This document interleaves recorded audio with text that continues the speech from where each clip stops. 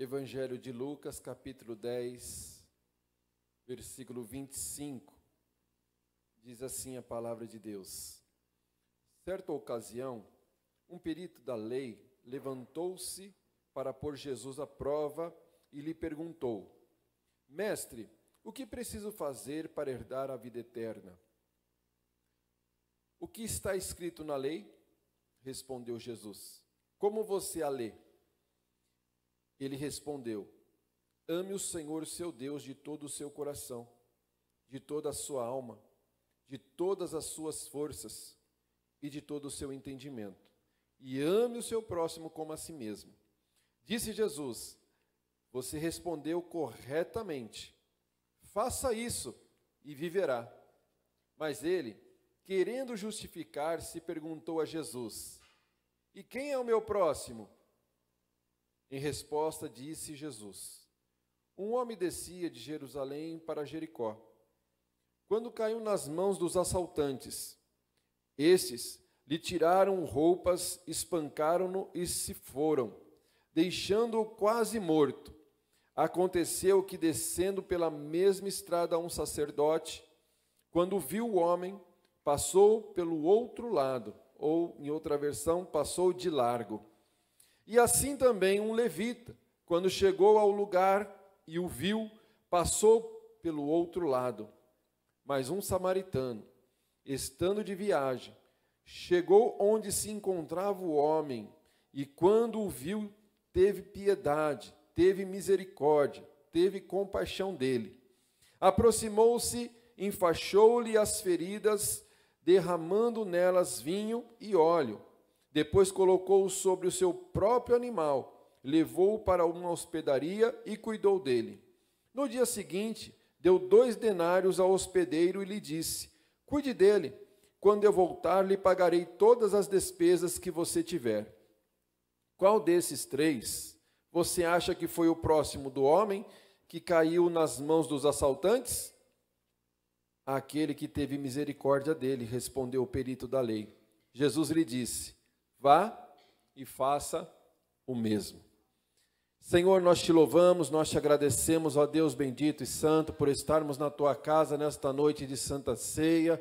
Nós pedimos ao Senhor nesse instante que possa trazer, ó Pai, a revelação, a graça, a unção da tua palavra, para que possamos ser apenas um canal de bênção, ó Deus, para falarmos da tua palavra ao coração da tua igreja. Assim nós oramos em nome de Jesus. Amém. E graças a Deus, louvado seja o Senhor.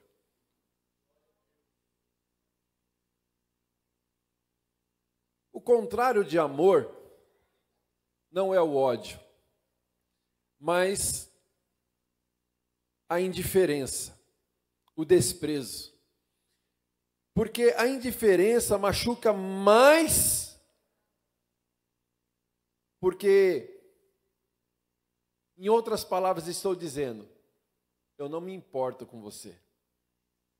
Eu não me importo com o seu sofrimento. Eu não me importo com o que você está passando. Você já viu a esposa que, quando briga com o marido, ela não quer nem fazer janta? Vai passar sua roupa. É indiferença. A indiferença, ela dói.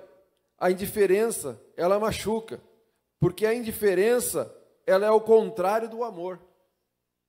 E aqui nesse texto nós aprendemos com a palavra de Deus que diz que nós devemos chorar com aqueles que choram e se alegrar com aqueles que se alegram. E esse texto que nós lemos está tratando sobre a vida eterna. Porque esse doutor da lei, esse perito da lei, ele vai questionar Jesus, dizendo: O que farei para herdar a vida eterna? E nós, olhando para esse texto, um pouco antes, os discípulos saíram numa obra missionária, pregaram, evangelizaram, Deus usou a vida deles em libertação, e eles voltam felizes, nesse mesmo capítulo. Eles voltam felizes, E eles vão dizer para o Senhor: Senhor, no teu nome expulsamos demônios, curamos enfermos, pregamos a tua palavra. E o Senhor vai dizer a eles: não fiquem alegres por causa destas coisas, mas fiquem alegres, porque o nome de vocês está escrito no livro da vida. Jesus, ele não nos deu uma data de quando ele voltaria. Mas ele diz lá em Mateus 24, deixando-nos sinais de quando ele voltaria. E a indiferença, irmãos, é um desses sinais. A indiferença é um desses sinais, porque diz a palavra do Senhor que nos finais dos tempos, por causa da maldade ou da iniquidade, o amor de quase todos, de muitos, se esfriaria. Então, irmãos, ser frio ao próximo é ser indiferente. E nos dias de hoje parece que nós estamos vendo isso. Filhos indiferentes com pais, pais indiferentes com filhos, pessoas que já não respeitam mais a opinião do outro, pessoas por causa de coisas pequenas já quebram uma aliança de amizade, quebram uma aliança de casamento, por causa da indiferença, por causa da maldade, o amor de muitos, de quase todos já se esfriou. E nós estamos assim, irmãos. E esse homem aqui, um perito da lei, que conhecia a palavra de Deus, que conhecia os mandamentos de Deus, nós percebemos isso até mesmo pela resposta, porque quando Jesus chega para ele e vai dizer, quer dizer, melhor dizendo, ele vai dizer para Jesus: mestre, o que farei para herdar a vida eterna? Ele faz esta pergunta, irmãos. Aliás, ele faz duas perguntas para Jesus. A primeira, ele vai fazer a pergunta para confrontar Jesus, e a segunda para se justificar. A primeira, ele quer confrontar. Veja que o texto vai dizer que ele quer colocar Jesus à prova. Ele não faz uma pergunta: mestre, o que eu farei para herdar a vida eterna? Eu quero aprender, eu preciso saber o que eu preciso fazer para ter a vida eterna. Não, ele chega em Jesus no sentido de colocar Jesus à prova. Eu vou pegar Jesus, eu vou agora pegar ele e vou mostrar que ele não sabe nada de lei. Então a primeira pergunta que ele vai fazer, irmãos, ele vai fazer num cunho teológico, porque ele quer saber o que faz para conquistar a vida eterna. Em outras palavras, eu sei a resposta, quero ver se Jesus sabe a resposta. E ele vai lá, né, com uma falsa humildade, chega assim, né, com aquela aparência de simples, de humilde, de coitado. Mestre, o que eu farei para ter a vida eterna? Porque ele queria enganar Jesus, irmãos. Mas Jesus tem discernimento do Espírito. E um dos sinais que Paulo vai dizer que nós devemos orar nos finais dos tempos é pedindo discernimento de Espírito, para nós não sermos confundidos. Porque o Espírito Santo de Deus traz a revelação. Ele queria colocar à prova o conhecimento de Jesus. Ele queria falar para Jesus: você não sabe, mas eu sei. Mas Jesus é sábio. Jesus vai pegar esse homem na sua própria astúcia. Com uma pergunta, ele responde com outra pergunta. Quando ele chega: mestre, o que preciso fazer para ter a vida eterna? No versículo 27, aí ele vai dizer a resposta. Porque Jesus vai dizer a ele no 26, o que está escrito na lei? Como você a lê? Então ele pega e responde: ame o Senhor seu Deus de todo o seu coração, de toda a sua alma, de todas as suas forças e de todo o entendimento. Esse todo entendimento não está na palavra, ele acrescenta, porque ele é conhecedor, ele sabe a lei, então ele acrescenta o entendimento, porque na lei vai estar dito assim, em Deuteronômio 6:5, ame o Senhor o seu Deus de todo o seu coração, de toda a sua alma e de todas as suas forças. Exatamente como ele responde para Jesus, ele acrescenta de todo o seu entendimento. E ele vai acrescentar outro versículo que vai dizer assim, Levíticos 19, 18. Não procure vingança, nem guarde rancor contra alguém do seu povo. Guarde isso, irmão, do seu povo. Mas ame cada um o seu próximo, como a si mesmo e o seu Senhor. Ame o seu próximo como a si mesmo. Então ele junta dois versículos, o de Deuteronômio e de Levíticos, e dá resposta para Jesus, para você ver que como ele conhecia a lei, como ele conhecia a palavra de Deus. E Jesus vai elogiar, muito bem, faça isso e viverá. Pronto, irmão, resolveu o problema. Se ele tivesse na humildade chegado em Jesus para saber o que ele deveria fazer para ter a vida eterna, pronto, irmãos, Jesus já deu a vitória. Vá em paz. Pronto, você já fazendo isso aí, você já tem a vida eterna. Mas ele não estava na humildade, ele estava na astúcia, querendo pegar Jesus para enganar Jesus. E Jesus, então, ele vai chegar e vai fazer outra pergunta, querendo se justificar. Senhor, tudo bem, mas quem é o meu próximo? Quem é o meu próximo? E ele fala assim, mestre, mas quem é o meu próximo? Mestre significa rabino, aquele que ensina. E ele vai dizer, você conhece as leis, você conhece a palavra de Deus, mas você não pratica. Quantas vezes nós somos assim, irmãos? Conhecemos a palavra para julgar o próximo, mas na hora de praticar, não praticamos. Nós usamos a palavra para acusar o outro, mas quando é para nós, tenha misericórdia, pastor, tenha misericórdia, irmão. Porque nós somos conhecedores da palavra, mas muitas vezes nos falta praticar a palavra. Conhecer a palavra é muito importante, irmãos, mas o que nos dá autoridade é obedecer a palavra, é viver a palavra, é cumprir a palavra. É isso que nos dá autoridade, irmãos, é isso que nos dá autoridade. Certa vez perguntaram para um homem sábio, o que é mais importante?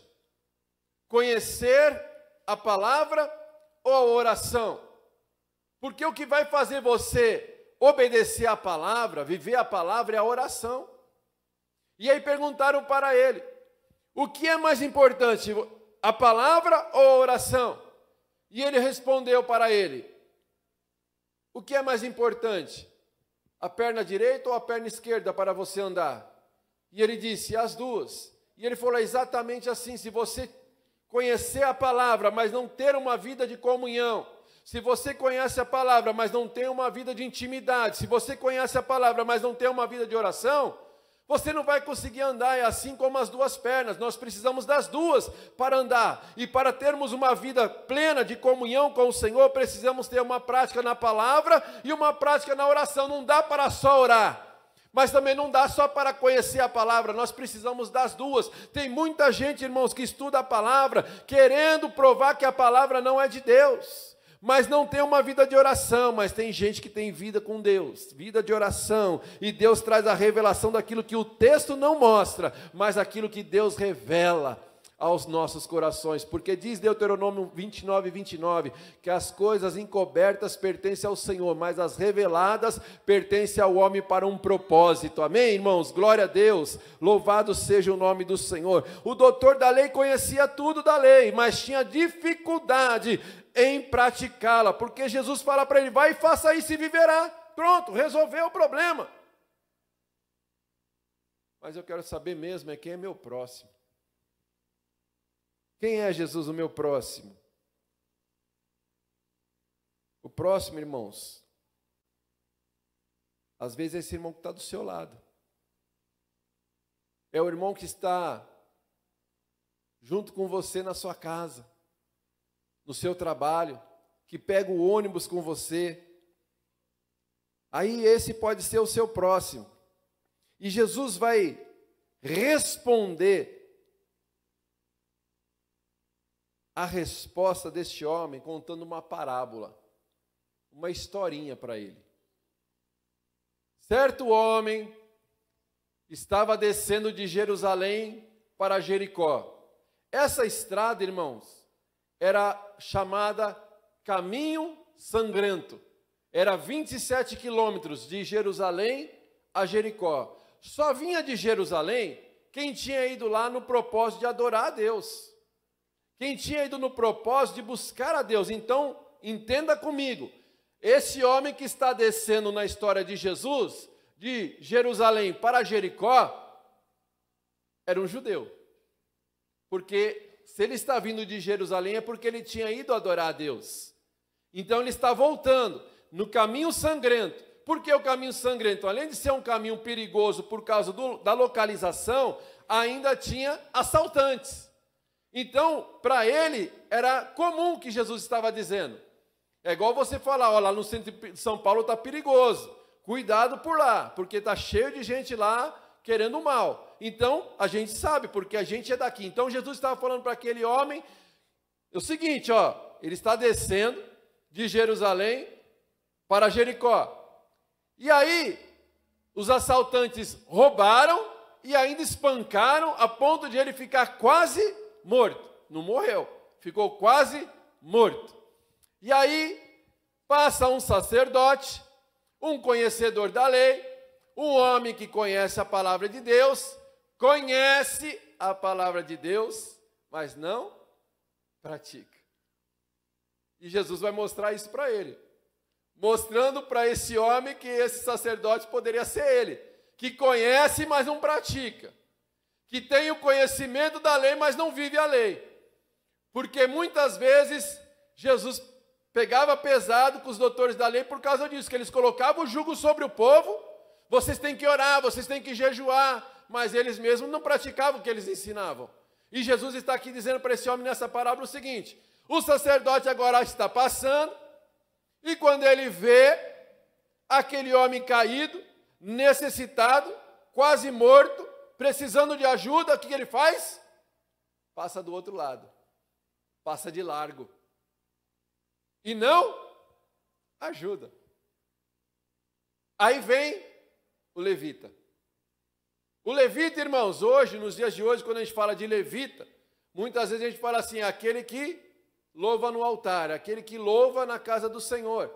Mas trazendo para a palavra de Deus, o levita é aquele que servia na casa de Deus. Ele servia na casa de Deus, ele cuidava da organização, da arrumação, da limpeza da casa de Deus e também cuidava dos cânticos da casa do Senhor. Então, assim, quando nós falamos levitas, é só uma parte do serviço, porque o levita não é só subir no altar para louvar. O levita era uma espécie de diácono juntamente com os irmãos do louvor, que ele fazia tudo, era eles que cuidavam dessa parte. Então, ali vem, agora, conhece a palavra também, amém? Você não louva aqui, não conhece a palavra? Você lê a Bíblia, não lê? Você que louva? Você lê, né? Lê, né? Então, aí está vindo o levita agora. Chega o levita, quando ele vê, ele vai e passa de largo. E não ajuda. Porque, irmãos, talvez o que faltou no levita é ver o exemplo na vida do sacerdote. Porque ainda hoje o maior exemplo para vivermos está em olhar para o próximo, para o líder. A melhor maneira ainda de aprender é olhar o próximo, é ter uma referência. Então, irmãos, o sacerdote passa de largo, o levita passa de largo. Mas aí, irmãos, vem o samaritano. Os judeus não gostavam dos samaritanos. Aí aqui o negócio fica muito mais interessante. Porque na parábola de Jesus falando para o perito da lei, porque até então o sacerdote ter passado de largo, o levita ter passado de largo, mas na hora que fala que o samaritano vem e vê, chega junto, porque ele era judeu, lembra? Está vindo de Jerusalém para Jericó, é um judeu. O samaritano não tinha obrigação nenhuma de ajudar. Esse povo não gosta de mim, por que eu vou ajudar ele? Mas aí Jesus pega e dá um tapa de pelica, de luva de pelica na cara do doutor da lei. Porque ele vai dizer, ó, o samaritano viu, não passou de largo, não foi indiferente, mas ele foi e se aproximou, derramou vinho nas feridas, para limpar as feridas por causa do álcool, jogou o azeite que servia de uma espécie de curativo, de pomada para tirar a dor, enfaixou, colocou o homem no seu cavalo, no seu jumento, na sua mula, não sei que bicho que era, colocou ele em cima, levou ele a um hotel e disse o quê? Ó, eu vou te dar 2 denários. 2 denários era o salário braçal de um trabalhador de 2 dias. 2 denários, que dava para pagar, segundo os estudiosos, 1 semana de hotel. Ele deixou pago ali 1 semana para aquele homem. Falou o quê? Ó, eu preciso ir embora no dia seguinte. Ele foi embora, mas depois eu volto. Se ficar alguma coisa pendente, eu vou e quito a dívida. Beleza? Beleza. Pronto, irmãos. Acaba a história. Acabou aí o negócio, irmãos. Mas aí o negócio ficou mais interessante. Porque Jesus vai dizer para esse homem, e aí, na historinha, quem que foi a pessoa certa? Sacerdote, o levita ou o samaritano? Irmão, o judeu não teve capacidade nem de dizer assim, ó, foi o samaritano. Não, ele vai dizer o quê? Aquele que teve misericórdia.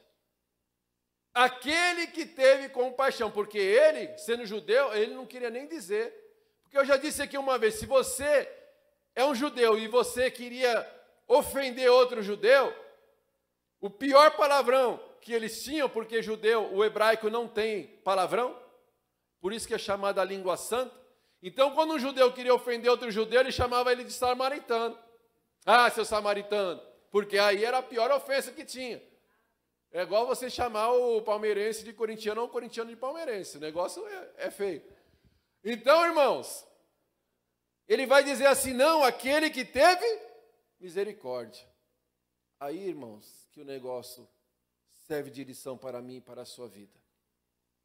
O que Jesus está dizendo aqui para este homem e está nos dizendo hoje, que o nosso próximo não é aquele que você ama.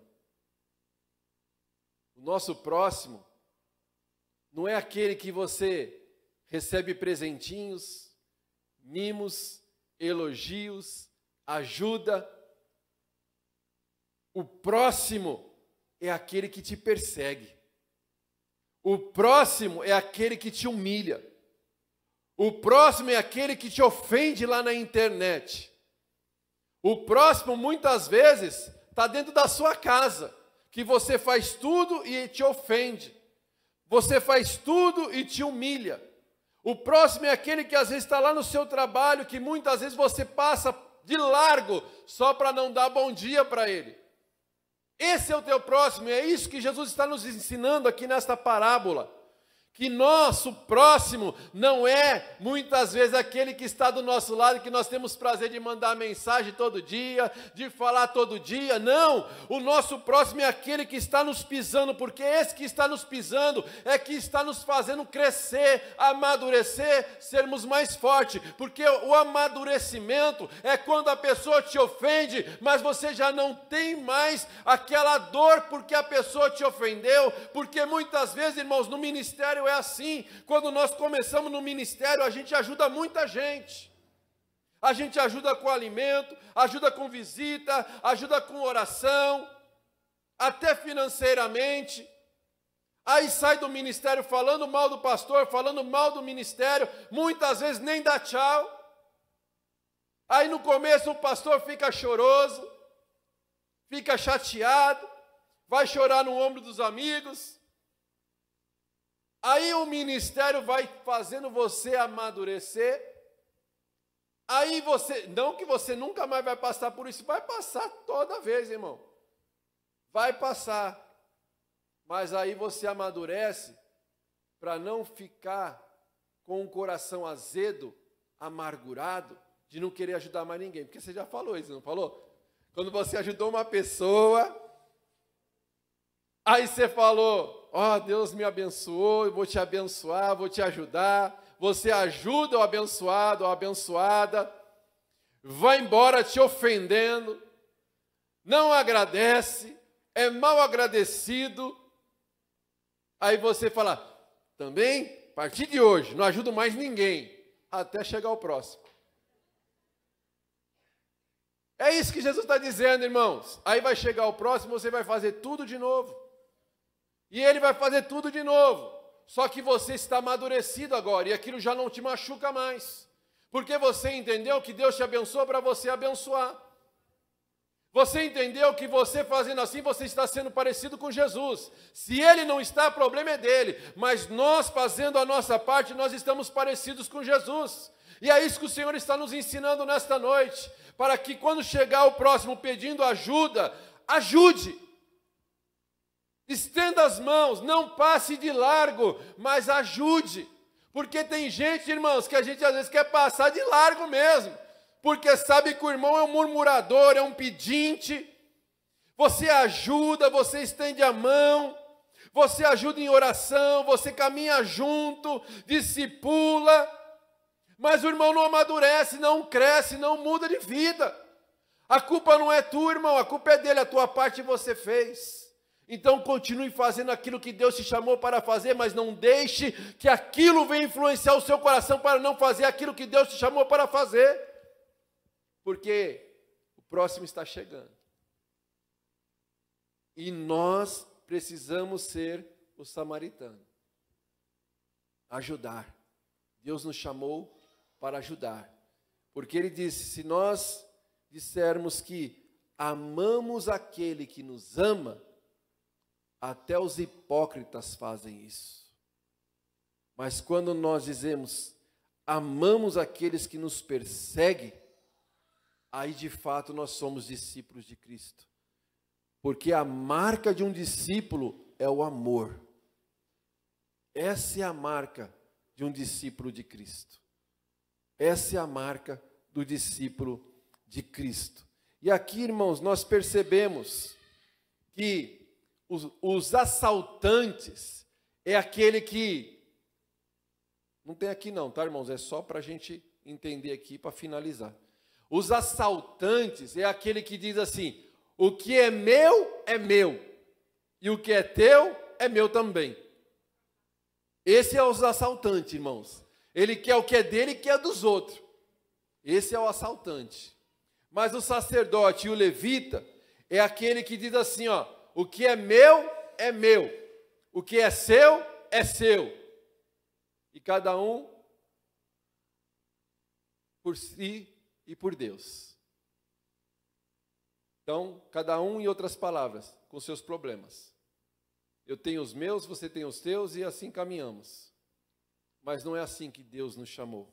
Ele chamou para sermos como samaritano. O que é seu, mas o que é meu, é nosso. O que é seu, mas o que é meu, é nosso.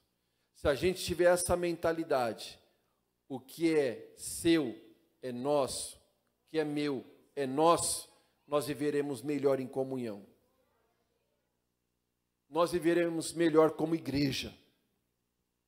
Porque o que não pode haver dentro da igreja é grupinhos, panelinhas. Não, vai ter o congresso dos jovens agora em julho. Então os jovens têm que arregaçar as mangas e ir para cima. Não, vai ter o encontro de casais, o jantar dos casais, os líderes de casais que se viram para arrumar, que se viram para organizar. Não é assim, irmãos. Nós fazemos parte do mesmo corpo. Então nós precisamos dizer uns aos outros o que você está precisando, o que eu posso estar ajudando, o que eu posso estar fazendo para estar ajudando. quando faz isso, irmãos, além de haver uma comunhão, ainda alívio de carga. Porque o que entristece muitas vezes é isso, irmãos. A gente faz eventos aqui na igreja, aí bagunça tudo, e aí no final, quem fica para limpar, organizar, sempre os mesmos. Os outros vão embora, nem se importa quem vai arrumar a igreja, quem vai limpar a igreja, quem vai fazer as coisas. Então, irmãos, nós precisamos aprender a nos importar mais uns com os outros. Nós precisamos aprender a servir o nosso próximo, porque o que é meu é nosso, o que é seu é nosso. Aí nós viveremos bem, fazendo a vontade e a obra do Senhor. Houve uma ilustraçãozinha aqui para encerrarmos. Houve um desbarrancamento, e aí as pessoas começaram a cavar, porque tinha um homem lá embaixo, e eles começaram a cavar, e tinha um homem distante, com o braço cruzado, só vendo os outros trabalhando. Aí, um daqueles homens que estava trabalhando virou para trás e disse: você não vai ajudar? Quem está aqui embaixo é teu irmão. Na hora aquele homem saiu correndo e foi ajudar. Enquanto não era com ele o problema, ele não fez nada. Mas quando ele percebeu que era com o seu irmão, ele veio para ajudar. Então, irmãos, muitas vezes nós vamos ajudar pessoas que a gente nunca viu. Nós vamos estender os braços para pessoas que a gente nunca viu. Mas isso é o amor de Cristo. É através disso que as pessoas verão a diferença nas nossas vidas. Amém? Glória a Deus. Aí Jesus encerra dizendo para ele o seguinte: Marcelo, vá e faça o mesmo. Renan, vai e faz o mesmo. Vinícius, vai e faz o mesmo. Para todos nós. Quem é meu próximo? Vai e faz o mesmo. Ajude o próximo, mesmo que ele está te perseguindo, mesmo que ele está te ofendendo, mesmo que ele está te magoando, até você ser curado. Aí você vai amadurecer e vai começar a ajudar, sem esperar nada em troca. E esse é o nosso problema. Não, eu vou ajudar o Fausto, porque o Fausto de vez em quando faz lasanha e me liga lá. Vem aqui comer uma lasanha que eu fiz. Vem aqui comer uma feijoada que eu fiz. Ó, Vinícius, ele cozinha bem, viu? Você perguntou aquele dia lá, ele cozinha muito bem, viu? Aí ele chama lá, vem aqui. Vou fazer pastel hoje. Aí, irmãos, é fácil. É fácil ser próximo assim. Mas quando a pessoa começa a te magoar, a pisar, a te ofender, e você ainda, mais uma vez, dá oportunidade, mais outra vez dá oportunidade, porque você não está fazendo por barganha, mas por princípios, porque você entendeu que você é um discípulo de Jesus. Jesus passou naquela cruz, foi esbofeteado, chicoteado, carregou aquela cruz que ele nem aguentou levar até o fim de tanto sofrimento. Aí quando ele sobe na cruz, ele diz: Pai, manda fogo do céu, queima todo mundo. Não, Pai, perdoa porque eles não sabem o que fazem. Ame o teu próximo como a ti mesmo. Tem pessoas que têm dificuldade de amar o próximo porque foram tão feridas, que já não se amam mais. Mas primeiro resgate o seu amor, se volte para Deus, restaura a sua vida e ajude o próximo. Amém? Feche os teus olhos em nome de Jesus.